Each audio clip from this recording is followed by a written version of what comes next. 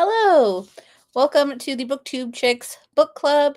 Tonight we are discussing Sunrise on the Reaping by Suzanne Collins, which was our pick for the month of April. Had to remember what month it was for a second.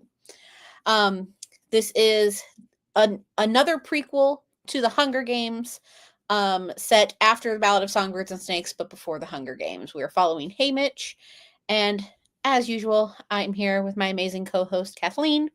If you've never been to one of our live shows before, the way it works is we are going to do the first couple of minutes of spoiler-free, just general thoughts, introducing ourselves, and then we're going to go into spoilers. And this is a highly anticipated book that there's a lot of stuff going on, so we're definitely going to be talking about spoilers for sure.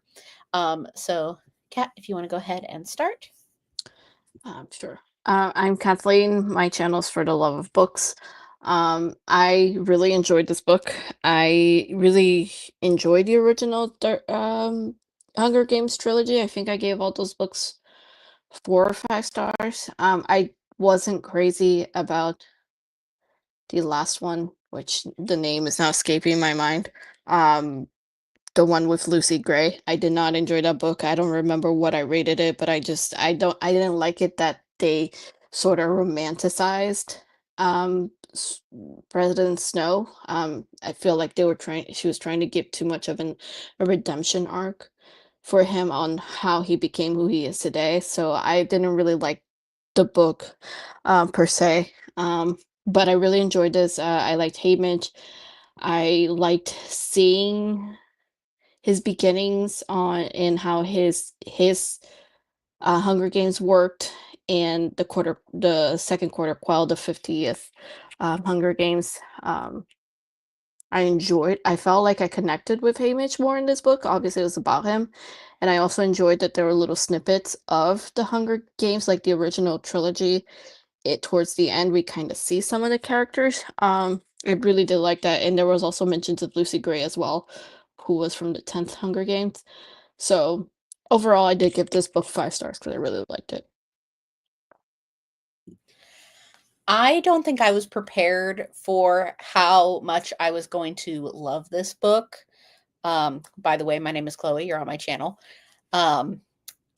So my friend group at work and we reread all of the previous books. And I fucking love rereading the Hunger Games, especially the first two, because it really, just takes us back like 12 years, back when life was simpler and things were so different in 2014, whatnot, 2013. It was a different time. So it really brings back memories of reading it for the first time. And what I did was every time I finished a book, I watched the movie, except I haven't done that with Ballad yet. And we read Ballad for a book club pick back in 2020. And if I can find that video, I'll link it. But I hated Ballad. And I thought the problem was, Chloe, you listened to the audiobook. There's your mistake. No, because I didn't listen to the audiobook this time. I physically read it with my eyeballs, and somehow it just was worse. Um, so reading this one, I had high expectations because it's Haymitch's story, and that's what the fans wanted. We all wanted a Haymitch story because we wanted to know how this man got to how he's become a drunk. And oh my god, it was so much. And I give it 5 stars as well, and I'm just absolutely obsessed with this book. I kind of want to reread it already.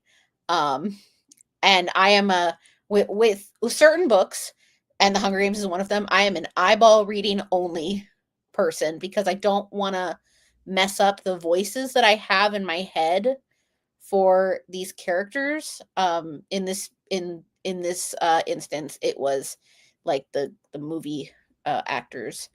Um, so let's just dive right into spoilers because what I want to say, I don't want to spoil accidentally. I don't know about you. I could not picture a young Haymitch. I pictured Woody Harrelson on a smaller body. I mean, I did listen and read it physically because I couldn't get the ebook in time, so I had my physical book in front of me and I listened to the audiobook. Mhm. Um, but I don't know, I just imagined him as Haymitch, even though Haymitch is obviously Yep, much older. yep, And in my head, I knew he was 16 and his voice is different. Obviously, yep. it's a narrator. But still in my head, I was imagining like this little blonde Mhm. Haymitch person. This little blonde drunk. Yeah, what is his name? Woody Harrelson, Yeah. the actual actor. Yeah. So let's start at the beginning, I guess, because I so much I want to talk about, but I also feel like I won't be able to remember it. The Easter eggs in this book Mm-hmm. were so good. Right from the beginning, when we find out that he's dating a covey, Yeah. and especially coming fresh off of rereading Ballad, I was like, oh my god. Mm-hmm. Um, I was obsessed. But also, um, when the reaping happens and his name wasn't called, I was just like, "What?" I was Like, surprised, yeah, too. I was like, wait. yeah, but obviously we knew he was gonna be in it, but we just didn't know how. And I I think that with this book, so it's 40 years after Ballad, but it's still 24 years before the Hunger Games. Right.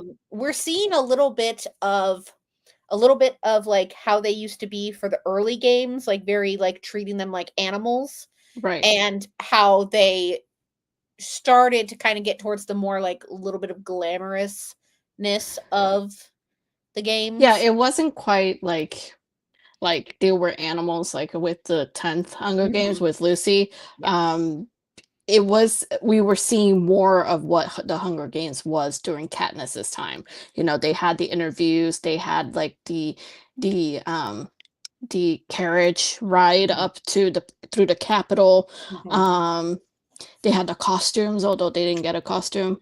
Um and it was a lot more I think I don't remember. He specifically says it that there was a certain time where it became less about punishment and more about entertainment.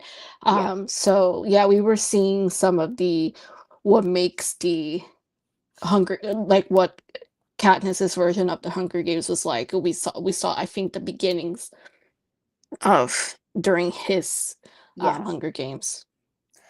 And I couldn't remember, I don't know what Effie's job is called. But the Effie of the time, I had to look up her name, Drusilla. Um, man, she to me, her She was the personality, escort, wasn't she? She was yes, their escort. escort. Yeah. She is the personality of like how they treated them back during the 10th Hunger Games. She's like very like treats them like not necessarily animals per se, but very like at the bottom of the totem pole Mm-hmm. kind of deal. Um and the fact that okay, so whoever was initially called as the second boy tribute who ran and got shot and died anyway, um just because Haymitch was trying to protect Lenore so she didn't get in trouble or shot or whatnot. She was like, "Well, you interfered, so guess what? You get to be the replacement." Mm-hmm. Like, She was the one who made that choice too. yeah. And then it's like, "Well, we're gonna stage it to where it looks like we just picked you." Um, which like, jeez. And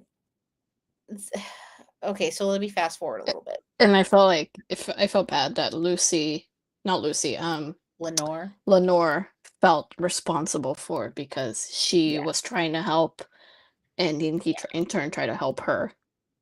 yeah.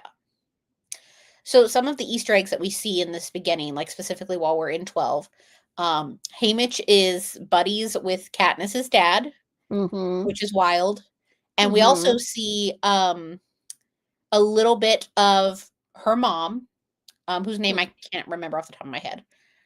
Um, but I remembered in one of the Hunger Games books, I can't remember which one. Her mom mentions how she has a friend who got picked for the games and went um and went into the games, and that was Maisie, Mhm. who was a twin, and her twin is the mom of the friend in the Hunger Games, the mayor's wife. Oh, really? Okay. Yeah. And she talks about in the Hunger Games how her mom always has these really bad headaches, migraines, things like that. And I'm wondering if it's depression. Oh, I'm sure. Yeah. I think it's one thing to lose as someone who's not a twin.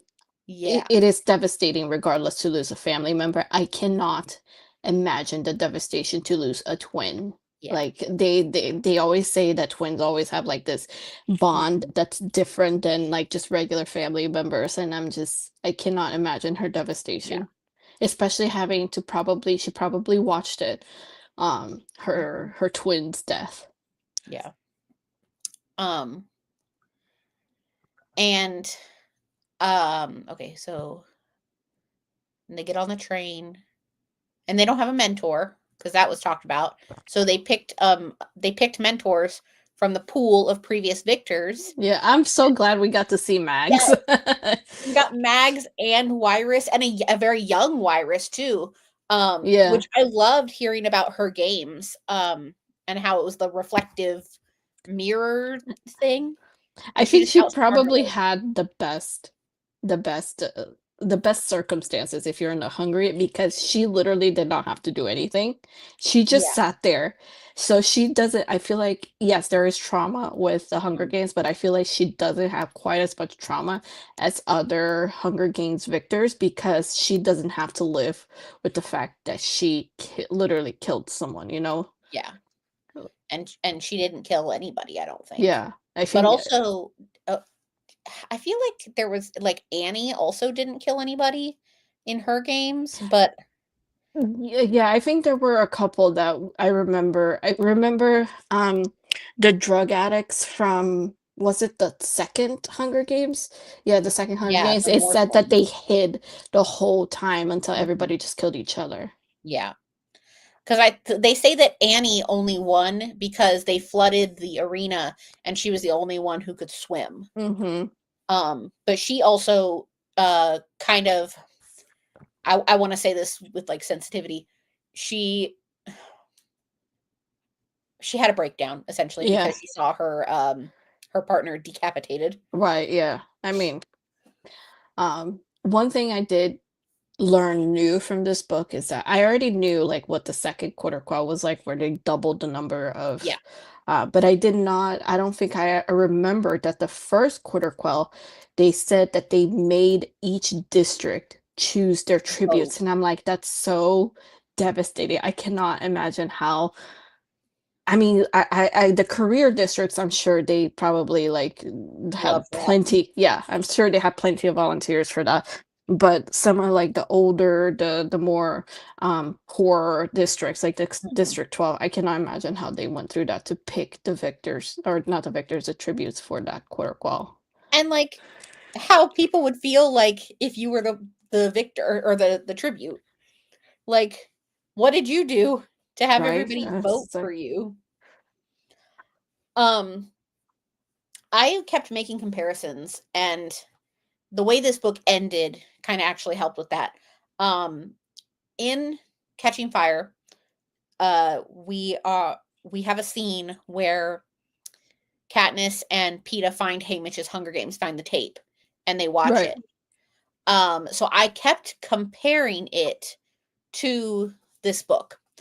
And I actually want to go back now that I've finished the book. I want to go back and read that scene again in Catching Fire, because the only thing that really stuck out for me, that I remember from Catching Fire is the ending where the axe of the person uh, hit the force field and came back and got them. That's the only thing I can remember. Um, so I kind of want to go back and compare, but really, um, Yeah, it's but I'm sure the tape that they I don't remember it, the scene, but the tape that they watched is the editized version, yes, right? Right. yeah, but I Oh, still want to kind of see what they put in and what they didn't, just because that book was written first. mhm. Um, and I remembered also in one of the books, it might have been The Hunger Games. They do mention squirrels that that ate That poor them. kid. I wasn't expecting it in this book. I didn't realize it was the same games. That poor kid, and the fact that And it was Beatty's Bee's son, son. and I love Yes. Beatty.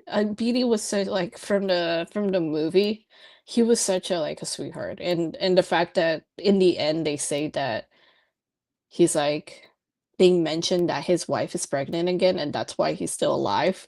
But then I was like, what but what happened to his wife? What happened to that unborn child? What happened? We don't know. right, That's yeah. that's a plot hole that I have a problem with. But yeah, So, and I feel like that's such a devastating way to die too. That poor kid. Like they couldn't have given him a.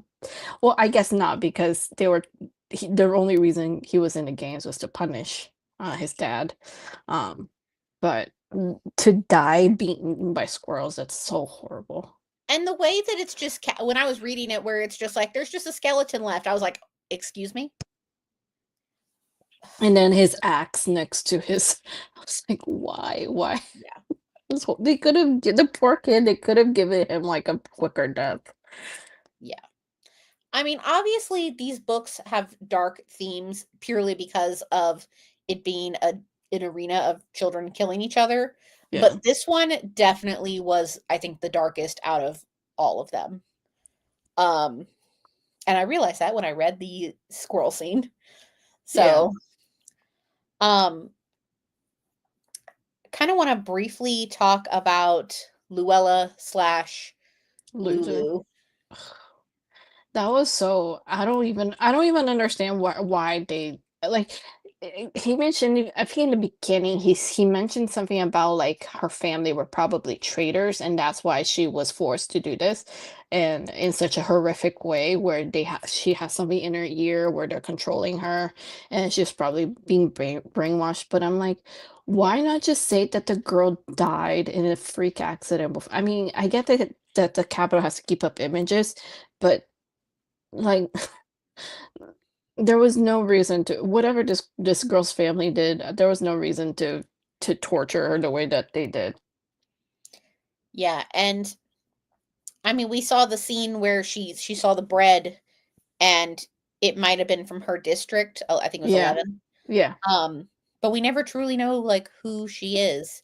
And the fact that Mags said there was like a device on her that was like pumping drugs into her. Yeah, I think at the end they said that when he was doing his victory tour, when he went to 11, he was, looking out into the crowd and he was trying to, like, imagine who her family was, and I was like, "That's so devastating." Yeah. Um, I thought initially when she popped up and they said like she's a body double, I thought she was one of those, I forgot what they're called, the ones with their tongues cut off. I thought that yeah. I Yeah, thought yeah, that yeah. would be one of them, but clearly not. So, kind of to briefly jump into a comparison here, and I don't want to say exactly what it is. I'm relating to Iron Flame, Mhm. but I don't want to exactly say who it is, just for anybody who may not have read Iron Flame. But they pulled an Iron Flame Okay. with bringing her back. I don't know what. You got to read my mind. Yeah. Well, I don't want to say it out loud. I'll put it in Okay. the chat. Um, uh, so yeah, I don't know. Oh, Yeah, okay, okay, okay. except not the same, Right. obviously, not the same result. But yeah. But an Avox was a good guess too. I thought for some reason she didn't die. Like maybe her brain didn't bust on the ground. Um No, but I felt bad for that oh yeah. girl, Lulu, and the fact that the way she died was horrible. And at the beginning before she died, but they were on the train, how Hamish was like, she'll always be my sweetheart. Like, ah, I knew it. I knew it as soon as you said it. Like she's gonna die horrifically, and that's gonna be like engraved into my mind. Yeah. I think the only one that I'm probably gonna forget about is what was his name? Willie Oh, the Kalo? who did, like, the odds? Yeah, yeah, yeah, the odds Yeah, I guy. can't remember his name either, let me look. Because he died in the beginning protecting the newcomers, and I think there was a description of how he died, but we Wyatt. didn't technically get to see Wyatt, yes. We didn't technically get to see it, so I think his death was the only one that I was spared trauma from. But the way that, that they said at the end that his dad couldn't live after he And died. yeah, he killed himself, yeah. Yeah. And I felt bad for like I don't remember what districts they were from, six or something. The ones that were like he said that they were like little doves or something because they followed him around or something, and Yeah. they all died. Like that's so horrible. So I saw a couple of TikToks about this. Hmm. So let's kind of like briefly mention it. Do you think that Haymitch is a failed Mockingjay or was a failed Mockingjay? I don't think he's a failed Mockingjay. I because he did what he set out. He I think he accomplished his goal in the end. He broke the arena. Mhm. It's just that the capital essentially erased everything. Yeah, because it's like, what did it And really do then? And we have to realize that at the time, Hamish, he didn't have so much support behind him. Yeah. He had Plutarch, who he didn't Yeah. know he could trust. And we, at this time, we don't know anything about District 13. We don't Yeah. know that there's this rebellion brewing. So he essentially, I don't think he necessarily was a failed Mockingjay. I think he was, um, I think that the capital erased everything that he did. And Katniss had so much more support. She had Plutarch at the Yeah. end who kind of showed that he was supporting her later. And then she had Haymitch and she had all of these support behind her. And we realized, and at this time, we have District 13 that is in the background. We don't find out till later, obviously. Also, helping her out. And doing things behind the scene, and I don't think at the time, I would love to know what was District 13 at this time during Yeah. Haymitch's time. Yeah, and the fact that Plutarch was a double agent, but he comes from a very rich family, so we don't really know a lot of what's going on Mhm. with him in particular. Um, let's see. Hold on, we got a comment here.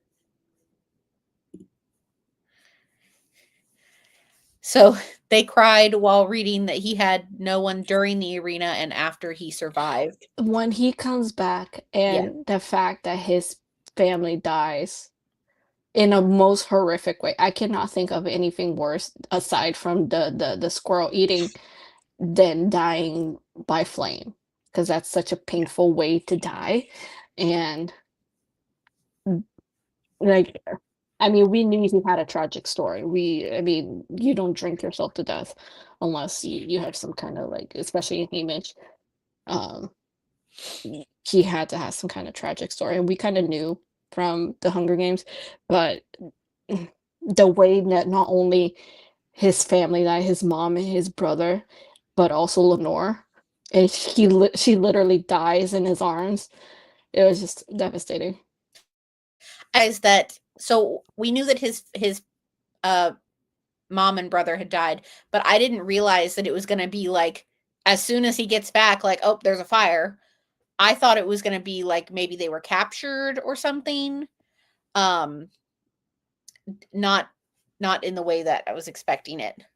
And then yeah, and at its core for Lenore, at its core, the capital killed her, but he did feed her the poisoned gumdrop that he didn't know Right. that it was poisoned.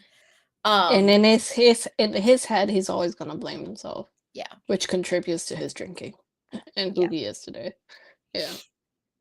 And I saw this theory.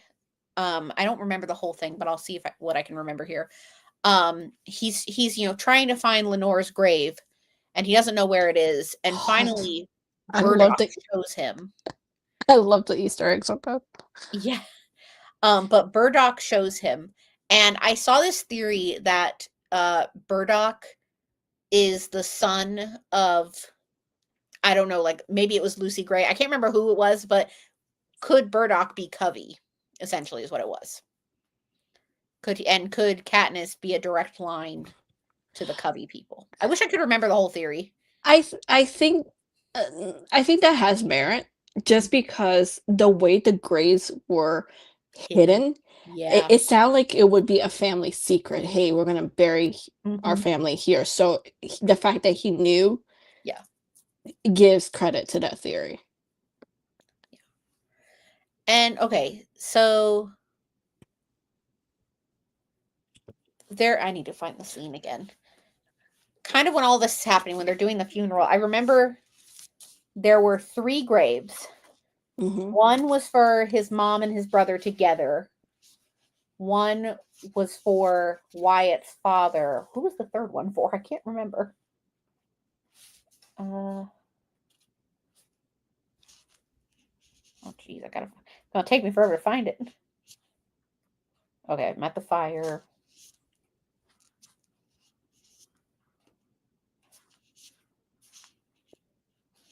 It wasn't for Lenore, obviously, but I don't know. Hey, talk about something you want to talk about, and while I look for it, I guess. Um, I didn't realize. I don't know if it was just the second quarter quell. I don't think I remember anything in the Hunger Games being mentioned, but the Mhm. fact that they keep the bodies and the bodies go home once the games are Yeah. over and the victor's going home, like the fact, and then he said that he touched was it Lulu's grave or box, and then he said he could smell the odor from inside, and I was like, "That is so wrong. Why is the body still there? Why didn't they just send it as soon as the kid died?" Like, that is the I don't know, it's just Yeah. that Okay. whole scene. Okay, it was 5 graves, not 3. One for Maisley, one for Luella, one for Wyatt's dad, and is my math right? Hold on. I am losing my mind. Yeah, because he says, who's the 5th for? Okay, one. Okay, oh yeah, for Wyatt too. Wyatt's father, Maisley, Luella. They must have sent Luella's actual body home then. Yeah, Where did they send Lulu? to District To 11? wherever she belongs? Yeah. Um, what was I saying? Also, yeah. Okay. Other Easter eggs. Effie. Effie was there. Um, I was so excited to see her beginnings back when she was still very much delusional to the Hunger Games. yeah.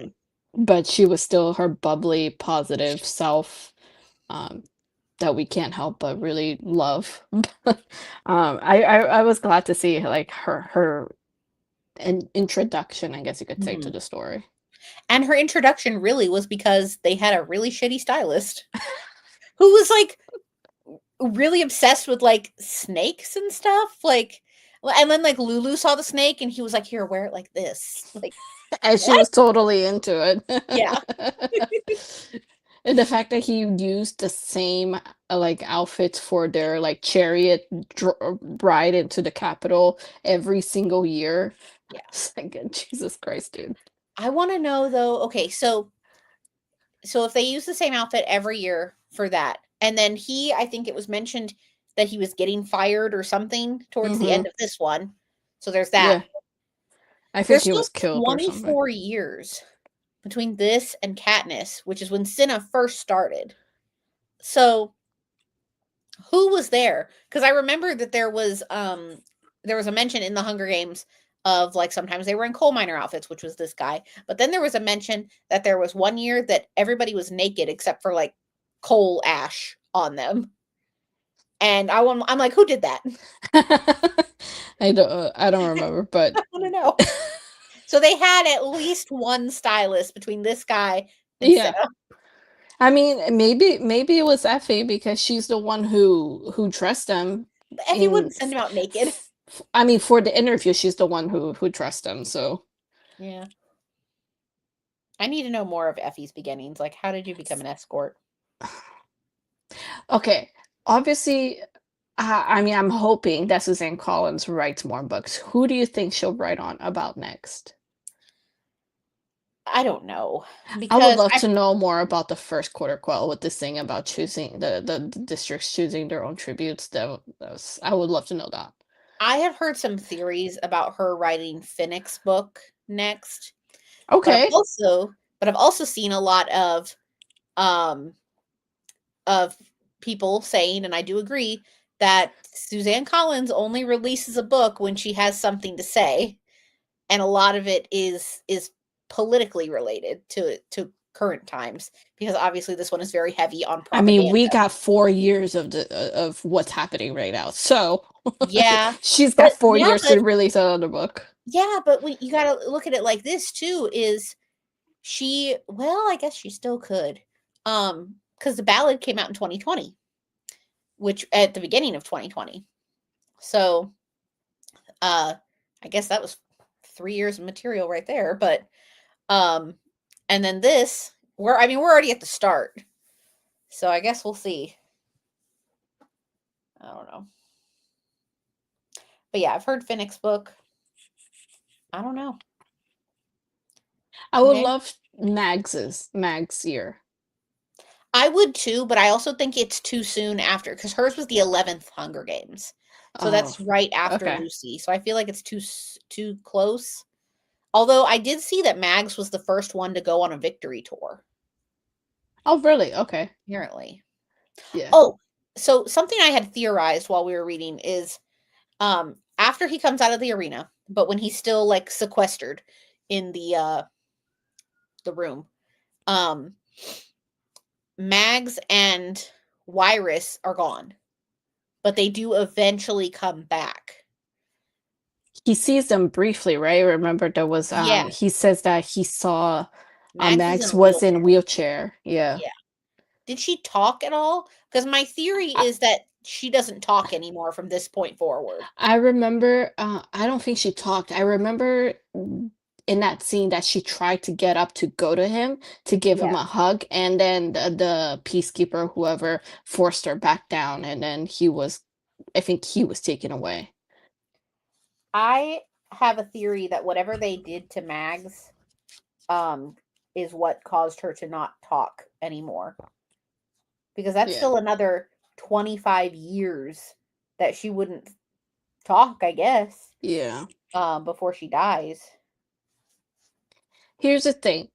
Coming back to the conversation of who will be next, it Mhm. doesn't necessarily have to be a person who went to the Hunger Games. I would also love to know Plutarch's beginnings, like how he got into the Mhm. rebellion. Yeah, that's true.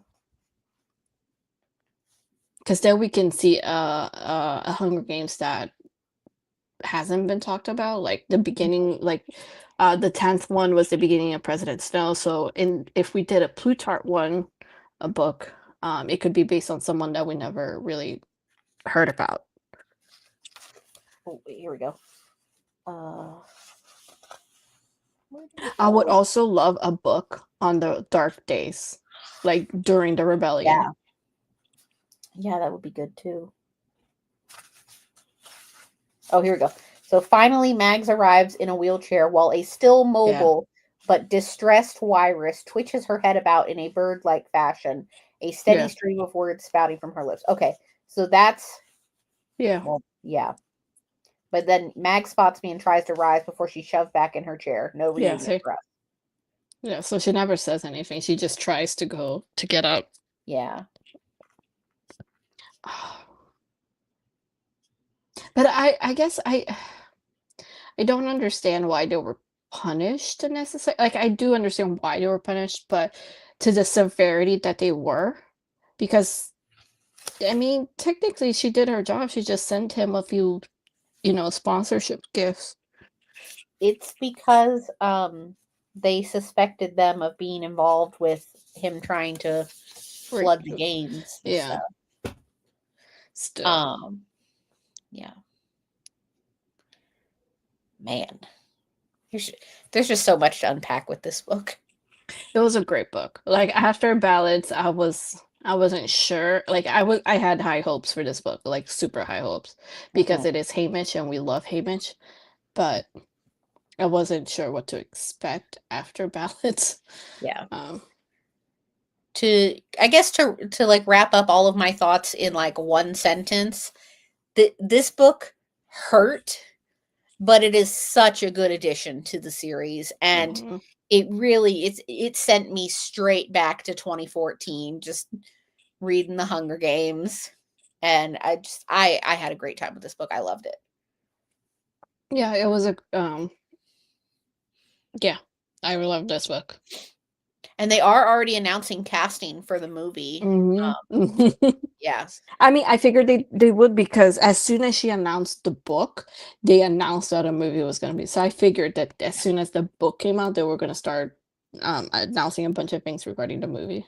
I had read on, I think it was like IMDb, that um the writers for the movie got a very an early manuscript, Okay. and so they could write the screenplay, and I don't know if they had already started working on casting at that point, but they finally were able to start actually like talking about casting and things like that once the book was finally published. So I think that's why it's because we're already getting it in November of next year.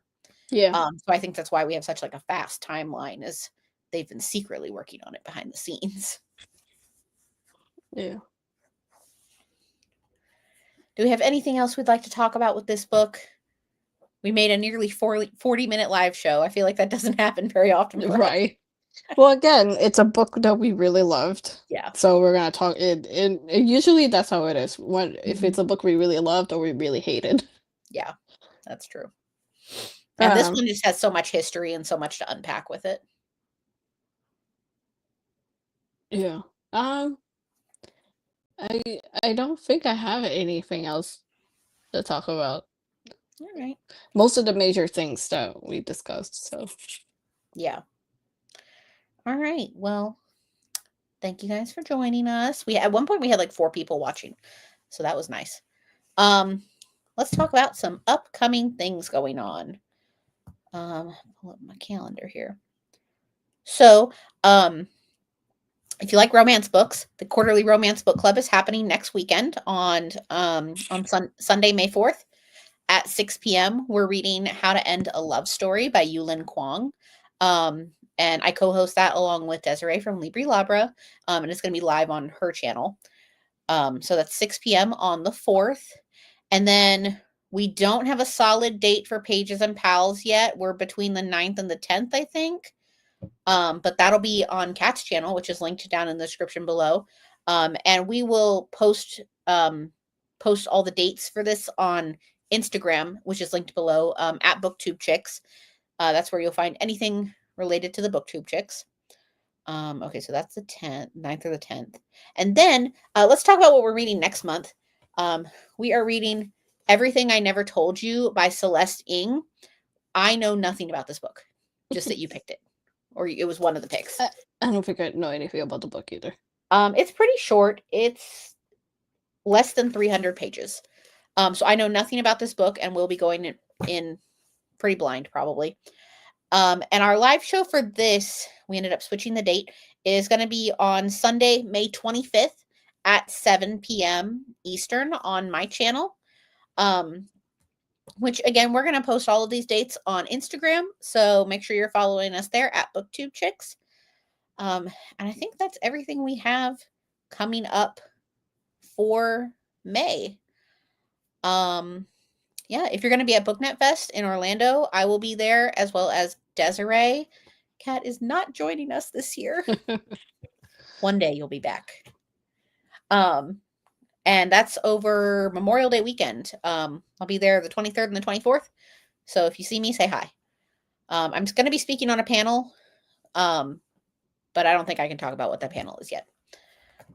So thank you guys for joining us to discuss Sunrise on the Reaping by Suzanne Collins. And we hope to see you at one of our live shows in May. So we will see you then. Bye.